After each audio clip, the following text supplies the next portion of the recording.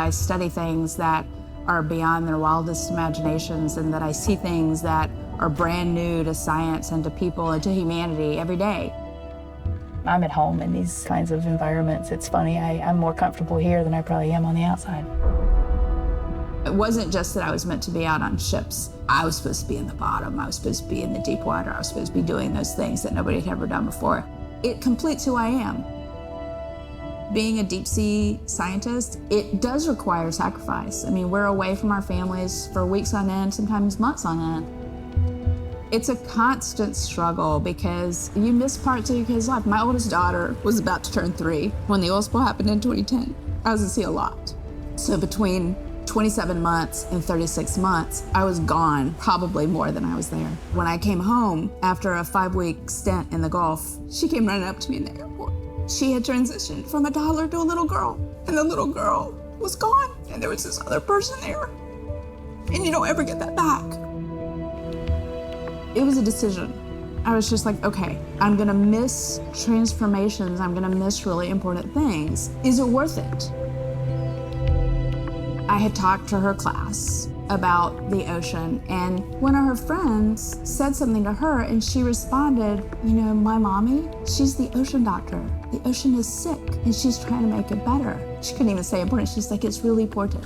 But she understands that it's an important job. Every time before I leave, I say, my most important job on this planet is being your mother.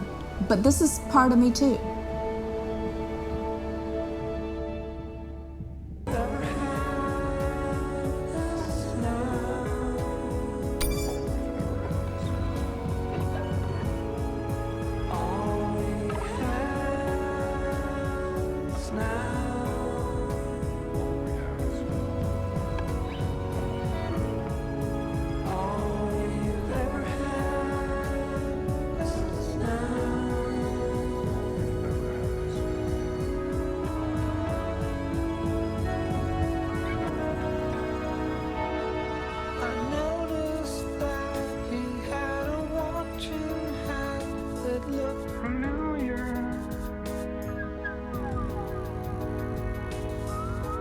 He was me from a dimension torn free of the future. We're not gonna make it. He explained how the end will come. You and me were never meant to be part of the future.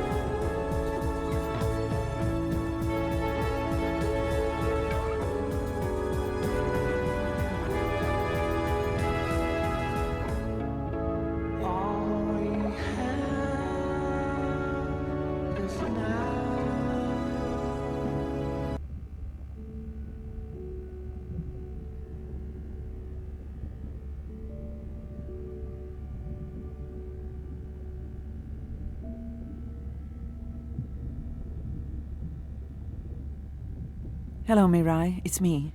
I don't see a sample from either the baby or the mother. Andre said you were going back out to look for them. I know you are still deciding, but I told him you're thinking about leaving the expedition early. As soon as I have results, I'll let you know. Mirai, I think I have a location for the mother and baby. They were spotted just outside the research zone by those teenagers I was telling you about. Now, I don't have much data, but the report doesn't sound positive. I'll let Irina know as well. Hello?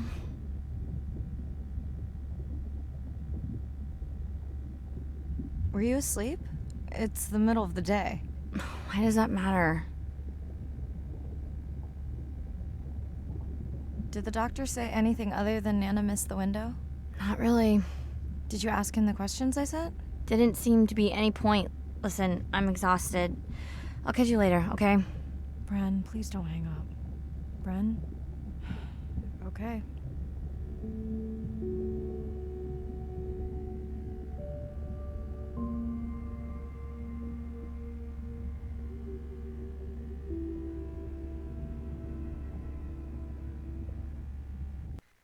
Same night, last dive. We're near the coastal area where Andrea and her mother were last spotted. Suit checked and rechecked. Can't risk any exposure in case the bloom hasn't completely resolved. Hard to swim after absorbing neurotoxin. Seriously. Diving now. I'm in. Right. Are you sure you want to do this dive? I'm okay. And you're sure you want to record in our streaming format? Yes. Ready? Recording now. Tonight we're recording from the open ocean in the Western Pacific. For those of you who are returning, we're trying to get an updated status on the mother and baby sperm whale that we've been following on our stream. We're recording tonight's stream because we have reports that the mother whale is distressed, and we don't want to surprise viewers if these reports are true.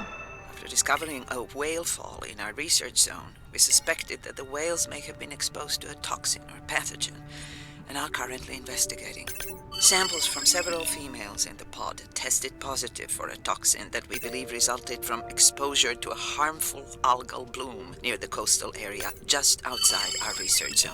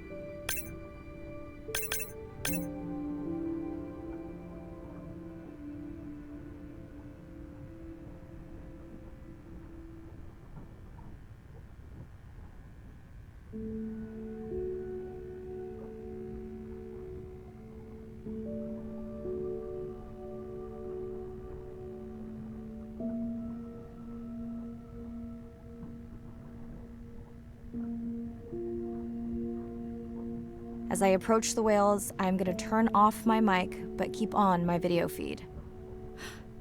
No.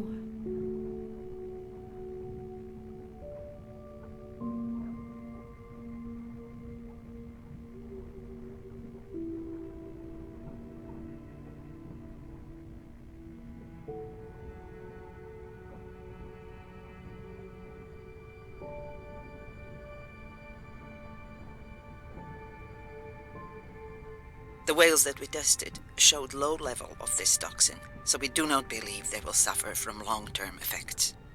However, we expect that the mother whale was exposed to a higher level and was also more vulnerable because of her pregnancy.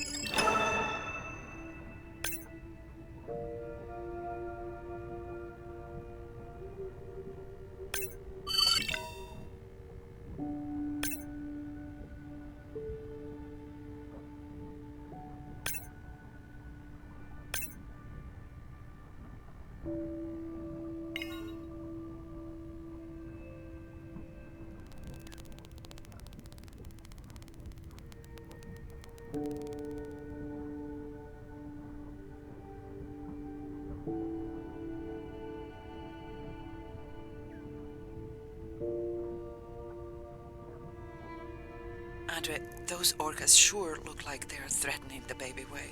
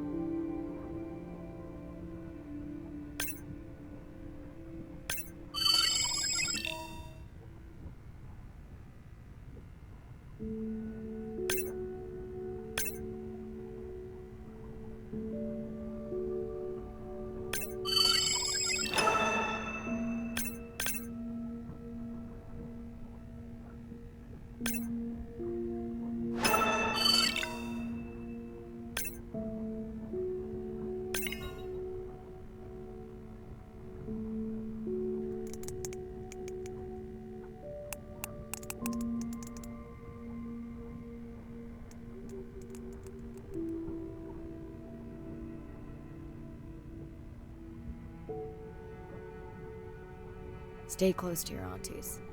They know the way.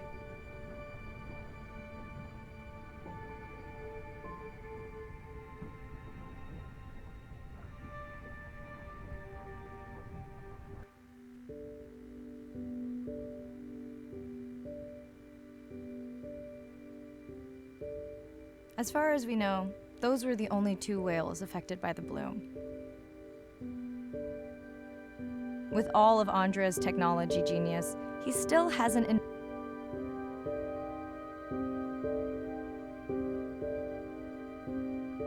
Before my flight home landed, Irina and Andre had already confirmed the location of the harmful bloom.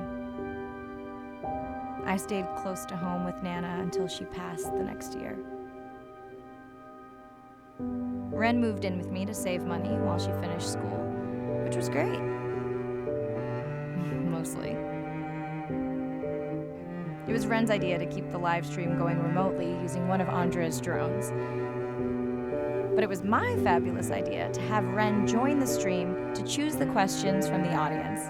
She is definitely a hit. I can't lie. It's great to be diving again. While I was away, the baby became an auntie.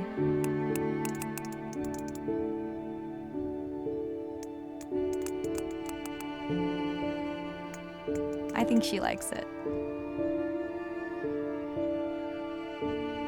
She still buzzes me when I play my coda sounds, so that is still a mystery. But I swear, we understand each other completely.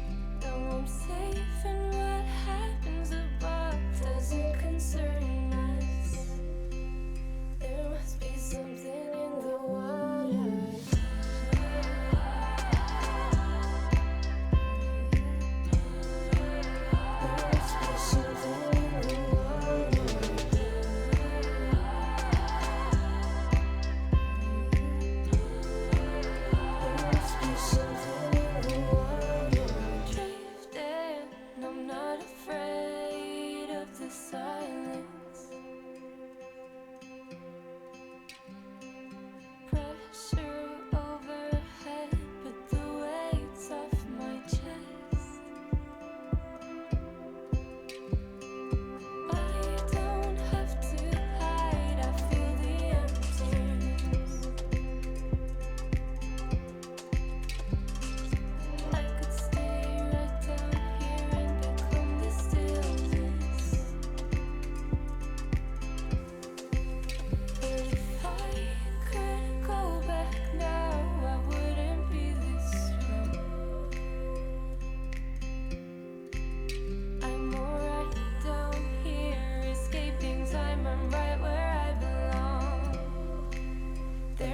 be something in the water.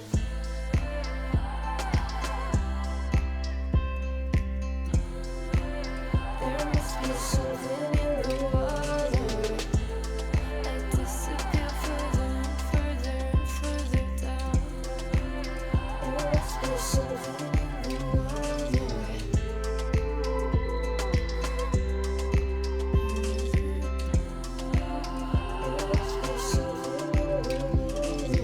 I could stay right down here and become the stillness.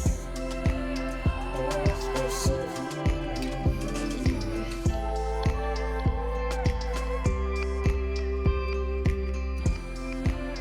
There must be something in the water.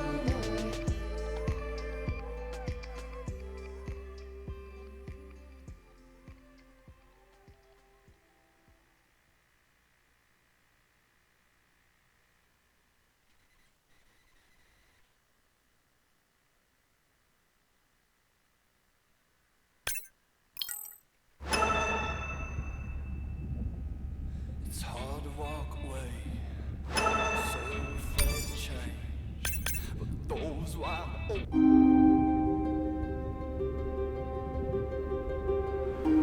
We're burdened from a time when we thought the ocean was too big to fail. You can't take anything for granted. Even though the ocean is so big, it is sensitive. The oceans are the kidneys of the earth. They recycle material and filter it out. Most people don't know that. They're not aware. They see the ocean as a sewer that they can dump anything into, and it's out of sight, out of mind. Nothing is out of sight, out of mind on this planet. Everything is connected. We are absolutely in this mix of biogeochemistry, and our role so far has been consumptive and destructive. If we are to continue to have a planet that works, we have to heal the harm we've caused.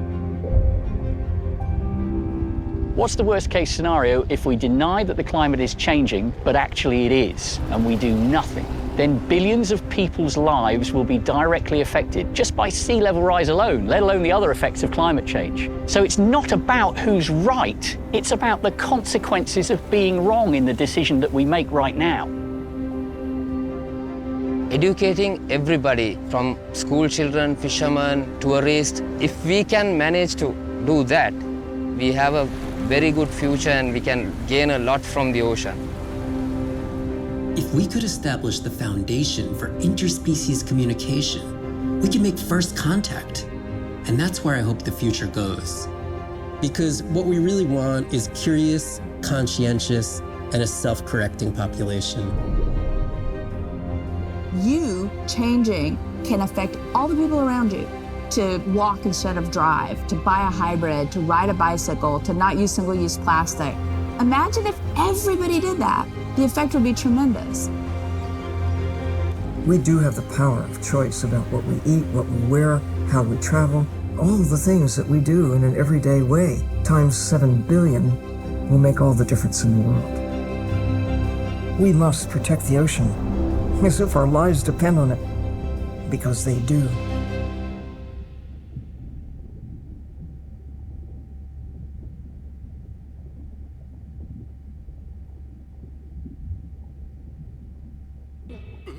so the ghost just goes in the way. Yeah, won't you hit me on the face? And so, Nadir, hatch secure, life support running, and we are ready for the water. Oh, yes. Look at the length of that thing. He is wider than the sub. Is long. No one has dived to 1,000 meters in Antarctica. My depth, 1,000 meters on bottom, over. As a scientist, I could tell you we discover something new every time we go out. That's been my drive, to discover things, to uncover mysteries that we can then solve. We're on a new frontier of ocean exploration that will bring out the explorer in all of us. We're partnering with the Ocean X initiative to build a mind-blowing platform for exploration. A research vessel that's a one-of-a-kind ocean conservation and media platform to explore the world's oceans in ways that were never before possible, to create one big wave for the oceans. I think it's really exciting. There's still a massive part of this planet we know nothing about. We need to make people understand what we do in the next 10 years is going to determine what the ocean looks like in 200 years' time.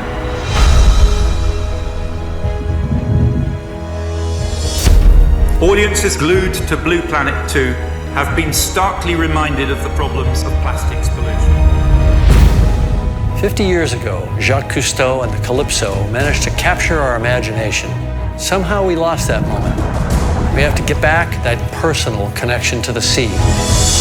The greatest era of exploration is still ahead of us. Exploring the ocean can help provide a piece to the big puzzle.